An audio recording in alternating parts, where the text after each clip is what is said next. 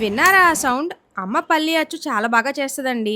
పక్క కొలతలతో ఎలా చేయాలో చూపిస్తాను. ముందుగా వేరుశనగ గుళ్ళనైతే బాగా వేయించుకుని, వీటిల్ని చల్లారాక తొక్కలు తీసేసుకొని పక్కనైతే పెట్టేసుకొని ఉంచుకోవాలి. ఈ అచ్చు పోసుకునే ముందు ఒక ప్లేట్ తీసుకొని, దాంట్లో కొద్దిగా నెయ్యి అయితే వేసుకొని, ఇలా మొత్తం అంతా స్ప్రెడ్ చేసి పక్కన పెట్టేసుకోండి.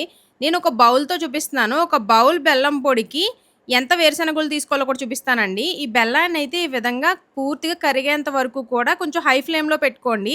ఈ విధంగా వచ్చిన తర్వాత మాత్రం మీడియం ఫ్లేమ్‌లోకి పెట్టేసుకొని, అది కలర్ చేంజ్ అవుతుంది అన్నప్పుడు మాత్రం ఒకసారి చెక్ చేసుకోండి. మీకు మరీ గట్టిగా వద్దు నవలనేమో అనుకుంటే, ఈ విధంగా మెత్తగా ఉన్నప్పుడే తీసుకుంటే మీకేమవుద్దంటే అంత గట్టిగా రాదండి అచ్చు మెత్తగా వస్తది. లేదు మాకు కరకరలాడుతూ కావాలి అనుకుంటే గనక బెల్లం కలర్ అయితే కంప్లీట్ చేంజ్ అవ్వాలి ఈ విధంగాను.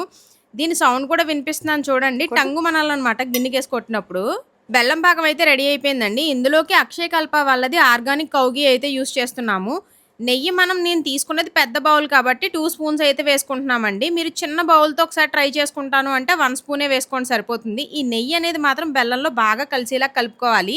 వేరుశనగుళ్ళు చూసారా? ఒక కప్పు బెల్లానికి పూర్తిగా ఒక కప్పు వేరుశనగుళ్ళు కూడా తీసుకోవచ్చండి. మేము కొద్దిగా తక్కువ తీసుకున్నాం. ఎందుకంటే తీపనేది ఎక్కువ ఉండాలి కాబట్టి. మీకు తీపి సమానంగా ఉంటే చాలు అనుకుంటే పల్లీలనేవి కాస్త ఎక్కువే వేసుకోవచ్చు.